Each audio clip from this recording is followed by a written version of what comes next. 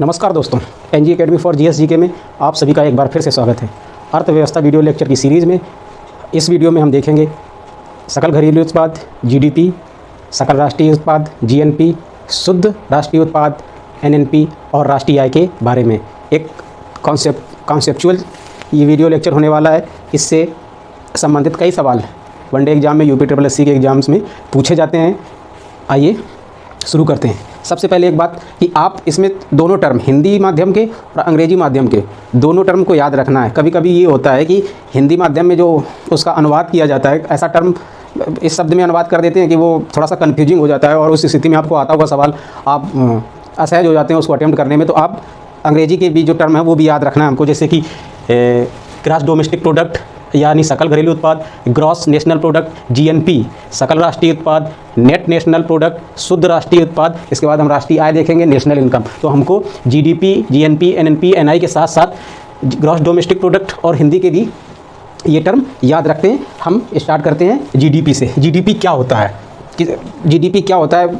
कई बार अखबारों में हमने पढ़ा है या कभी बजट आता है तो ये टर्म जीडीपी गिर गई, जीडीपी बढ़ गई। अरे भैया, ये होता क्या है, ये बला क्या है? इसके बारे में देखते हैं कि एक लेखा वर्ष में अब लेखा वर्ष क्या होता है? लेखा वर्ष अकाउंटिंग ईयर क्या होता है? तो लेखा वर्ष होता है कि जो वित्तीय गतिविधियाँ जो हुई हैं किसी पर्टिकुलर टाइम स्पेन में, जो गतिविधियाँ हुई हैं उन गतिविधियों का जो जिसके बारे में जानकारी, आंकड़े इकट्ठा करना कि किन किन स्पेन के किस समय के अंतर बीच में वो जो गतिविधियाँ या आंकड़े इकट्ठा करने, वो अकाउंटिंग ईयर कहते हैं, उसको लेखा वर्ष कहते हैं। जो भारत में अकाउंटिंग ईयर्स है, भारत का जो लेखा वर्ष है, लेखा वर्ष का जो समय है वो है 1 अप्रैल से 31 मार्च तक। 1 अप्रैल से 31 मार्च तक। कभी कभी आपने सुना होगा कि मार्च रस चल रहा है। तो उसमें ये होता है कि जो किसी भी योजना के लिए किसी विभाग को धन आवंटित किया जाता है तो वो चाहता है कि जो अब पूरे साल किसी कारणों से वो धन व्यय नहीं कर पाया है तो वो मार्च में नई नई योजनाओं, नए नए कार्यक्रमों के माध्यम से वो धन व्यय करने का प्रयास करता है। तो भी उसमें एक टर्म इस्तेमाल किया गया कि मार्च रस मतलब जल्दबाजी में कार्य करना। तो हमारे यहाँ जो अकाउंटिंग ईयर है, लेखा वर्ष है, उसका समय 1 अप्रैल से 31 मार्च तक। और यही व्यवस्था जापान में भी है, ठीक है, न्यूजीलैंड में भी यही व्यवस्था है। और जबकि यूएस में क्या है लेखा वर्ष? 1 जनवरी से 31 दिसंबर तक ये लेखा वर्ष इस्तेमाल किया जाता है यूएस में, यानी कि यूएसए में, संयुक्त राज्य अमेरिका में।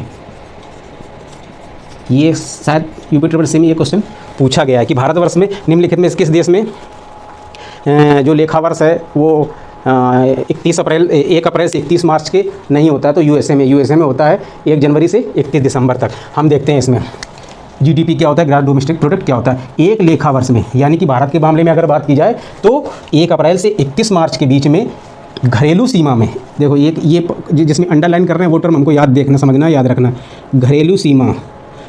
घरेलू सीमा में सभी उद्यमियों का मतलब कैटेगरी जो निवासी हैं इस देश के या अनिवासी हैं, चाहे अंबानी हो, चाहे वो टेस्ला वाला, स्पेसएक्स वाला एलन मस्क हो, निवासी हो, अनिवासी द्वारा उत्पादित वस्तुओं और सेवाओं, जो मूल्य आंका जाता है या तो वस्तुओं का आंका जाता है या सेवाओं का आता है। तो वस्तुओं में तो हो गया जैसे हमारा कुछ मैन्युफैक्चरिंग सेक्टर का है, किसी वस्तु का उत्पादन करते हैं। सेवाओं में है जैसे कि पर्यटन के माध्यम से हमको जो आय होती है, होटल उद्योग के माध्यम से जो आय होती है, बैंकिंग क्षेत्र से जो हमको आय होती है, वो सेवा क्षेत्र की तरह या ये सेवाओं का मूल्य है। तो उसमें है कि सभी उद्यमियों द्वारा उत्पादित वस्तुओं एवं सेवाओं के मूल्य को जीडीपी कहते हैं। कि अगर एक लेखा वर्ष में किसी पर्टिकुलर जो कुल वस्तुओं का उत्पादन या सेवाओं का उत्पादन, उसका जो मूल्य आएगा उसको हम जीडीपी कहते हैं। और वो काम कहाँ होना चाहिए? एक देश की घरेलू सीमा पे और सभी उद्यमियों के द्वारा। इसमें इंपॉर्टेंट क्या है? GDP, gross domestic product. इसको याद कैसे रखना है? डोमेस्टिक मतलब हमारे घर का। तो इसमें हमको ये टर्म याद रहेगा, घरेलू सीमा का एक टर्म को। अब जब हमारे देश के अंदर है तो देश के अंदर चाहे बाहर के लोग हों या देश के अंदर के उद्यमी हों, उनके द्वारा उत्पादित वस्तु या सेवा का एक लेखा वर्ष में, यानी कि 1 अप्रैल से 31 मार्च के बीच में जो वस्तुएं और सेवाओं का उत्पादन हुआ है उसके कुल मूल्य को उसकी जीडीपी कहते हैं। कि भारत की जीडीपी इतनी है, भारत की जीडीपी मान लिया कि 290 लाख करोड़ रुपए है। 290 लाख करोड़ रुपए, तो मतलब उस लेखा वर्ष में 290 लाख करोड़ रुपए की वस्तुओं और सेवाओं का उत्पादन हुआ है। इसका मतलब जीडीपी हो गया। हमको याद रखना है घरेलू सीमा और सभी उद्यमियों, घरेलू सीमा और सभी उद्यमियों, ग्रॉस डोमेस्टिक प्रोडक्ट में। समझ आ जाए तो अच्छी बात है, नहीं समझ आए तो पहले याद कर लो फिर समझ लो। अगर फिर भी नहीं समझ में आ रहा है तो परीक्षा के लिए याद ही कर लो। हमको क्या करना है, याद करना है। हमको क्या करना है, याद करना है। हमको वित्तीय सलाहकार नहीं बनना है। वनडे एग्जाम में अगर प्रश्न आएगा तो हमको उस प्रश्न को सॉल्व करना है, बबल भर देना। उसमें ये नहीं कभी पूछा जाएगा कि बबल किस ज्ञान के आधार पर भर दियो। अगर तुक्का भी जो कोई लगाएगा सही लगा देगा तो उसको भी मार्क्स मिलेंगे। आप पढ़ के लगाएंगे तब भी आपको उतने ही मार्क्स मिलेंगे। आइए देखते हैं सकल राष्ट्रीय उत्पाद, ग्रॉस नेशनल प्रोडक्ट। हमको इसको याद रखना है, घरेलू सीमा सभी उद्यमियों, ठीक है। अब इसमें भी एक लेखा वर्ष, ठीक है, ये समझ में आ गया हमको। एक देश के सामान्य नागरिकों द्वारा, अब इसमें देखो क्या था, सभी उद्यमियों थे, जो निवासी हो देश के या अनिवासी हो, जो निवासी हो या ना हो। और इसमें क्या इंपॉर्टेंट है, सामान्य नागरिकों द्वारा। इसमें सिर्फ नागरिकों द्वारा देश की घरेलू सीमा के अंदर या बाहर। इसमें क्या था, इसमें था घरेलू सीमा फिक्स थी कि अब देश की सीमा के अंदर, पर लोग कौन थे कि वो जो है देश के निवासी उद्यमी हो या बाहर के निवासी उद्यमी हो। और इसमें क्या फिक्स है, इसमें नागरिक फिक्स है, यानी कि उद्यमी फिक्स हैं कि देश के अंदर के जो हैं अंबानी जी जो द्वारा उत्पादित की जाएगी ना, उन्हीं वस्तुओं और सेवाओं को रखा जाएगा इसमें। और यहाँ पे किसको रख रहे थे, अंबानी की भी रख रहे थे, एलन मस्क की जो हमारा टेस्ला स्पेसएक्स वाला है उसके द्वारा जो हमारे देश में वस्तुएं या सेवाओं का उत्पादन किया जाता है। अब जैसे देख लो, अब ये है, इसमें आते हैं सामान्य नागरिकों द्वारा, यानी सिर्फ अंबानी जी के द्वारा देश की घरेलू सीमा के अंदर या बाहर। अब मान लीजिए अडानी जी हैं, अडानी पावर है, अडानी गैस है, उसमें कर रहे हैं अपना इन्वेस्टमेंट। और ऑस्ट्रेलिया में कोल माइंस भी लिए हैं, तो वहाँ भी उन वस्तुओं और सेवाओं का उत्पादन कर रहे हैं। तो उसके उत्पादित वस्तुओं और सेवाओं के मूल्य का आशय जीएनपी से होता है, ग्रॉस नेशनल प्रोडक्ट को। इसको कैसे याद रखेंगे, जीडीपी में तो याद कर लिए कि ग्रॉस डोमेस्टिक प्रोडक्ट, डोमेस्टिक मतलब पालतू होता है ना, तो पालतू मतलब घर का, तो घरेलू सीमा के अंदर। तो अब इसने gross national product, GNP, N है ना, नेशनल है, तो मतलब क्या है कि इस याद समझ बना लो टर्म की इंडियन नेशनल की बात हो रही है। इंडियन नेशनल फिक्स हो गया। अब इंडियन नेशनल देश की घरेलू सीमा के अंदर, घरेलू सीमा के बाहर, उसके द्वारा उत्पादित वस्तु और सेवाओं का मूल्य का जो आशय है वो जीएनपी से होता है, ग्रॉस नेशनल प्रोडक्ट से होता है, एक लेखा वर्ष में। यानी कि 1 अप्रैल से 31 मार्च के बीच में एक निवासी के द्वारा देश की सीमा के अंदर, भारतीय निवासी के द्वारा, भारतीय उद्यमी के द्वारा देश की सीमा के अंदर, देश की सीमा के बाहर उत्पादित वस्तु और सेवाओं का कुल जो मूल्य होता है उसका आशय ग्रॉस नेशनल प्रोडक्ट होता है। और यहाँ पे डोमेस्टिक मतलब घरेलू सभी देश की सीमा के अंदर, मतलब डोमेस्टिक मतलब घर की सीमा के अंदर, हमारी फिक्स हो गई ना सीमा के अंदर देश का, चाहे निवासी उद्यमी हो चाहे बाहर का उद्यमी हो, उसके द्वारा वस्तुओं और सेवाओं का जो उत्पादित मूल्य है वो जीडीपी कहलाता है। अब इससे समझ लो, अब यहाँ पे देख लेते हैं जीएनपी क्या हो गया। इस हिसाब से जीएनपी होता है कि इंडियन नेशनल के द्वारा, जो इंडियन नेशनल होते हैं, भारत के हिसाब से बता रहे हैं, जो भारतीय नागरिक होता है, जो निवासी होता है, उसके द्वारा देश की सीमा के अंदर और देश की सीमा के बाहर उत्पादित मूल्य। जीएनपी और जीडीपी का रिलेशन निकालना है तो जीएनपी इक्वल टू जीडीपी। अब जीडीपी में क्या क्या होता है, डोमेस्टिक घर की सीमा के अंदर, चाहे वो देश का निवासी हो या अनिवासी हो। तो हमको तो नेशनल चाहिए, जो देश के अंदर या बाहर देश के जो नागरिक हैं उसके द्वारा उत्पादित वस्तु। पर जीडीपी में तो वो भी लोग शामिल हैं जो देश के नागरिक नहीं हैं, उनके द्वारा भी उत्पादित वस्तु और सेवाओं का मूल्य है। तो उसमें घटा किसका देंगे, जो विदेशी नागरिक हैं, एलन मस्क के द्वारा जो वस्तु उत्पादित की गई है उसको हटा देंगे। तो माइनस फॉरेन, जो फॉरेनर है उसके द्वारा जो वस्तुएं और सेवाओं का उत्पादन हुआ है जीडीपी में, उसको घटा देंगे। पर इसमें जीडीपी में कौन लोग नहीं हैं, जो देश के नागरिकों के द्वारा बाहर फॉरेन में जो वस्तुओं और सेवाओं का मूल्य उत्पादन किया गया उसको नहीं शामिल किया गया। प्लस जो इंडियन सिटीजन्स हैं उनके द्वारा उत्पादित वस्तु और सेवाओं का मूल्य। ये टर्म गलत भी, मतलब एक्स वाई के या का में लिख सकते हैं, तो इसको क्या लिख सकते हैं, अनिवासी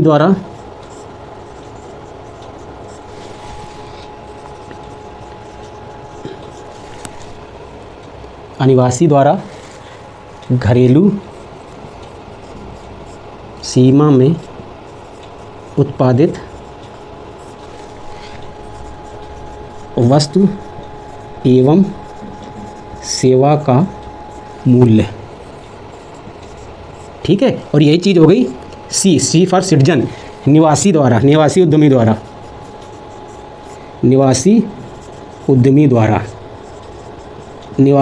द्वारा सीमा में, निवासी उद्यमी द्वारा देश के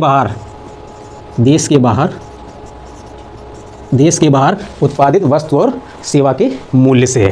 ठीक है, अब ऐसे इसको ऐसे समझ लो कि अब जैसे कि इलेक्ट्रिक व्हीकल है, ठीक है, इलेक्ट्रिक व्हीकल का प्रोडक्शन अगर अंबानी जी भी मान लो कर रहे हैं, अडानी जी भी कर रहे हैं और टेस्ला वाले भी कर रहे हैं, ठीक है। तो जीडीपी में किसको जोड़ा जाएगा?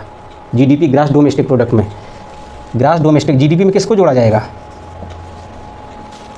इसके द्वारा उत्पादन। अब देश के अंदर की बात हो रही, देश के अंदर के बाहर, ये देश है इंडिया, इंडिया में इलेक्ट्रिक व्हीकल का तो जीडीपी में, डोमेस्टिक मतलब घर के अंदर, तो जो अडानी की द्वारा इलेक्ट्रिक व्हीकल का प्रोडक्शन होगा और टेस्ला द्वारा इलेक्ट्रिक व्हीकल का प्रोडक्ट होगा, इलेक्ट्रिक व्हीकल का जो प्रोडक्शन होगा, दोनों को रखा जाएगा, ठीक है। और जब जीएनपी की बात होगी, जीएनपी की बात होगी तो किसके द्वारा जो प्रोडक्ट प्रोड्यूस हुआ है उसको रखा जाएगा। नेशनल की बात हो रही ना, नेशनल की बात हो रही है, नेशनल की बात हो रही, तो नेशनल सिटीजन कौन है? अडानी। तो जीएनपी में जब अगर इसका मूल्य रखा जाएगा, जो प्रोडक्ट प्रोड्यूस हुआ है, तो इसमें सिर्फ अडानी के द्वारा जो इलेक्ट्रिक व्हीकल पे प्रोड्यूस हुआ है उसके मूल्य को जीएनपी में सिर्फ रखा जाएगा, इसमें टेस्ला वाले को नहीं रखा जाएगा। समझ रहे हैं ना? एक बार बता भी चुके हैं, अगर समझ में आ जाए ठीक है, नहीं समझ में आ रहा तो याद कर लो, फिर समझो, इसके बाद भी नहीं आ रहा है तो फिर परिभाषा भी याद कर लो और फार्मूला भी याद कर लो। सीधे सीधे फार्मूला आया है कि निम्नलिखित में से कौन जीडीपी और जीएनपी का रिलेशन है, संबंध, सही संबंध कौन सा है, ठीक है। अब अगला देखते हैं शुद्ध राष्ट्रीय उत्पाद। सीधे जो रिलेशन है वो देखते हैं कि एनएनपी जीएनपी माइनस मूल्यह्रास, मूल्यह्रास जो इसको क्या बोलते हैं? डिप्रिसिएशन। और एक और इसको टर्म इस्तेमाल करते हैं इसके लिए, पूंजी खाता भत्ता। इसको और भी बोलते हैं पूंजी खाता भत्ता। जब यूपी SSC में सवाल पूछा गया तो मूल्यह्रास की जगह पूंजी खाता भत्ता इस्तेमाल किया गया था। कैपिटल कंजप्शन अलाउंस, ठीक है, सीधे सीधे। अब एक बात और इम्पॉर्टेंट इसमें क्या है, मूल्यह्रास क्या होता है? मूल्यह्रास को कैसे समझें? मूल्यह्रास को आप ऐसे समझ लीजिए कि अगर मान ली कोई उपभोग की वस्तु जैसे कार है, अब कार है तो कार में ऐसा होता है कि जैसे हम इंश्योरेंस प्रीमियम देते हैं ना, तो जब आप अगर नई कार आप खरीद के लाए हैं, अगर नई कार खरीद के लाए तो मान लीजिए कि 10,000 रुपये पर ईयर आपने बीमा का इंश्योरेंस मतलब बीमा कवर के लिए आपने पैसा दिया। अब उसके अगले साल के लिए आपके जो बीमा का जो प्रीमियम होगा, इंश्योरेंस प्रीमियम होगा, वो 10,000 से कम हो जाएगा। आपने ध्यान दिया होगा 10,000 से कम हो जाएगा। ये कम क्यों हो जाता है? क्योंकि उनकी नज़र में आपकी गाड़ी की कीमत कम हो गई है, मूल्य का ह्रास हो गया है। वो मारो डिग्रो टाइप की तो है नहीं है कि उसके लिए वो गाड़ी बिल्कुल चकाचक वही है, क्योंकि मूल्यह्रास का जो भाव है उसके वो जी पिताजी वाले को समझ में नहीं आ रहा था, जो उसका बेटा था उसको पता था कि ये खचाड़ा हो गई, कबाड़ हो गई है, क्योंकि वो थोड़ा सा पढ़ा हो भाई मूल्यह्रास के बारे में, हो सकता है, ठीक है ना। तो और ये तो उसके उपयोग की वस्तु गाड़ी की होगी। अब जैसे कहीं प्रोडक्शन हो रहा है किसी कंपनी में, वहाँ मूल्यह्रास कैसे समझोगे? अगर कोई मशीन लगाई गई है और उससे एक महीने में उत्पादन कोई फिक्स हुआ कि मान लीजिए कि पेन बनाने वाली मशीन है, 5,000 पेन का पहले मंथ उत्पादन हुआ है, तो अब मशीन है, मशीन तो चलती है, तो चलिए, तो उसमें कुछ ना कुछ तो दिक्कत होगी, मेंटेनेंस होगा, बाकी चीज़ें होंगी उसमें। तो अगले मंथ, पहले मंथ तो 5,000 उत्पादन हो गया, हम चाहते हैं कि हमारा अगले मंथ भी मशीन इसी तरीके से चले और उत्पादन हमारा 5,000 पेन का अगले मंथ भी हो। तो उसके लिए हम क्या होगा कि भाई 1 महीने चल चुकी है, अगले महीने मशीन में मेंटेनेंस करवा लेते हैं, कोई दिक्कत ना हो, कोई परेशानी ना हो, लगातार मशीन चलती रहे, हमें 5,000 पेन का उत्पादन करना है, तो हमें खर्चा करना पड़ा ना, हमें खर्चा करना पड़े ना कि उत्पादन हमारा जो पिछले महीने था इस महीने भी उतना ही उत्पादन हो। तो जो 5,000 पेन का उत्पादन करना पड़ेगा, तो हमको निवेश हमारा बढ़ गया ना, मेंटेनेंस में तो खर्चा लगा ना। मेंटेनेंस मान ली कि हमने 10,000 में 10,000 रुपये खर्चा करके पहले मंथ में हमने 5,000 पेन बनाए, ठीक है ना। अगले मंथ हमने मेंटेनेंस चार्ज लगा दिए 2,000 रुपये, और हमको पेन उत्पादन कितना किया 5,000 रुपये का, 5,000 पेन का उत्पादन किया, 2,000 रुपये मेंटेनेंस चार्ज लिया। पहले महीने हमने 10,000 रुपये लगाए थे, अगले महीने हमने मेंटेनेंस में 2,000 लगा दी, तो हमारा अगले महीने के कुल कितना चार्ज इन्वेस्ट हो गया 10, तो वही रहेगा फिक्स। जो पेन का प्रोडक्ट है जो हमारा उसका रॉ मटेरियल का 10,000 और 2,000 मेंटेनेंस में लग गए, तो हमारा इन्वेस्ट कितना होगा अगले महीने में 12,000, और 12,000 में हम 5,000 पेन उत्पादन कर रहे हैं। अगले महीने हमारा मेंटेनेंस का चार्ज बढ़ गया 4,000 हो गया। तो इस तरीके से समझ सकते हो कि मूल्य का, उस मशीन के मूल्य का ह्रास हो गया, जो 10,000 रुपये में उत्पादन कर रही थी, अब वही 12,000 में काम कर रही है, अब वही अगले महीने में 14,000 रुपये खर्च करने पर वही उत्पादन कर रही है। तो इस तरीके से मूल्यह्रास को उस कंपनी के अनुसार समझ सकते हैं कि हमें उत्पादन को समान रखने के लिए, कांस्टेंट रेट में उत्पादन करने के लिए जो हमें एक्स्ट्रा एफर्ट करना पड़ता है, एक्स्ट्रा चार्ज करना पड़ता है, एक्स्ट्रा इन्वेस्टमेंट करना पड़ता है, वो मूल्यह्रास के अंतर्गत आता है, ठीक है ना। ये समझ गए ना आप लोग। अब अगला देखते हैं नेशनल इनकम, यानी कि राष्ट्रीय आय। राष्ट्रीय आय, इसको नेशनल इनकम, राष्ट्रीय आय को कहते हैं नेट नेशनल प्रोडक्ट माइनस शुद्ध अप्रत्यक्ष कर, शुद्ध अप्रत्यक्ष कर, ये क्या होता है? ये होता है शुद्ध अप्रत्यक्ष कर। क्या होता है कि अप्रत्यक्ष कर, मान लो कि सब किसी सेक्टर के लिए हमको दिया गया है कि पहले ये कुल अप्रत्यक्ष कर माइनस सब्सिडी। हम अगर इसको ये माइनस में लगाओ, अगर नेट राष्ट्रीय आय को क्या रखें कि NNP net national product minus कुल अप्रत्यक्ष कर प्लस सब्सिडी हो जाएगा। जब इस वाले टर्म को यहाँ रखेंगे शुद्ध अप्रत्यक्ष कर में, तो कुल अप्रत्यक्ष कर माइनस सब्सिडी। अप्रत्यक्ष कर क्या होते हैं? जैसे वैट हो गया, जीएसटी हो गया। सब्सिडी क्या होगी? सरकार की तरफ से जो इंसेंटिव या सहायता दी जाती है वो सब्सिडी में आ जाता है। तो इस तरीके से हम नेट नेशनल मतलब नेशनल इनकम या राष्ट्रीय आय निकाल लेते हैं। इन दोनों की ये जो रिलेशन है ये वेरी इंपॉर्टेंट है, हमको इसको याद रखना है। समझ जाए तो ठीक है, नहीं समझ में आए तो याद कर लो, फिर समझ लो। इसके बाद भी नहीं कुछ हो रहा है तो याद कर लो, परिभाषा हमको याद करनी है। ये रिलेशन पे ही सीधे सीधे सवाल आता है और ज़्यादा कुछ इसमें पूछते नहीं हैं। एक और देखते हैं कि एक चीज़ देख लेते हैं कि जो हम राष्ट्रीय आय का जो गणना करते हैं वो आंकड़े हम लोग कहाँ से इकट्ठा करते हैं, किन किन क्षेत्रों से इकट्ठा करते हैं, कहाँ से संग्रह करते हैं उन आंकड़ों का। जो राष्ट्रीय आय का जैसे तो उन जो जिन जिन क्षेत्रों से करते हैं उनको 3 भागों में डिवाइड कर लेते हैं, 3 क्षेत्रों में डिवाइड कर लेते हैं। प्राथमिक क्षेत्र, ठीक है ना, द्वितीयक क्षेत्र और तृतीयक क्षेत्र। तो इसको ऐसे देख लेते हैं कि राष्ट्रीय आय के निर्गमन, इसको ऐसे याद करो, राष्ट्रीय की गणना भी समझ लो। निर्गम राष्ट्रीय आय के आंकड़ों के निर्गमन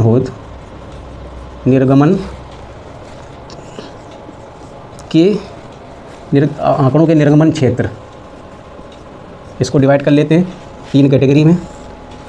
जो प्राथमिक क्षेत्र,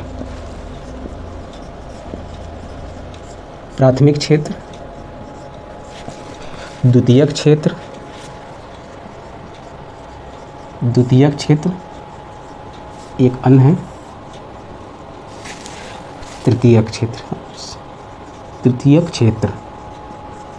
अब देखिए कि अब इसमें अब प्राथमिक क्षेत्र लिख दिया, द्वितीयक क्षेत्र लिख दिया, इससे क्या समझ में आ रहा है? तो इसमें जो प्राथमिक क्षेत्र के अंदर है अपना सबसे इम्पोर्टेंट कृषि, पशुपालन, वानिकी,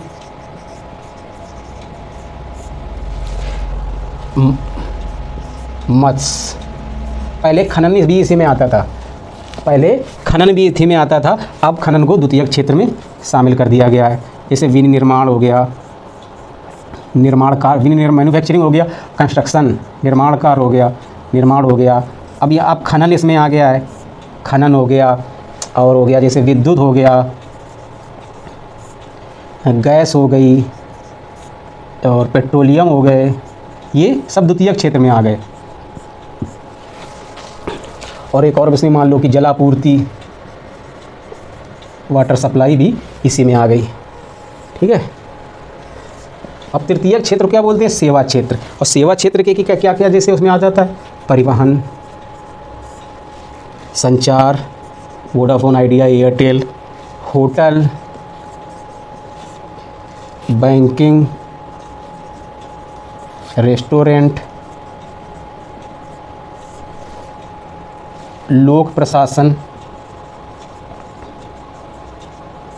शिक्षा।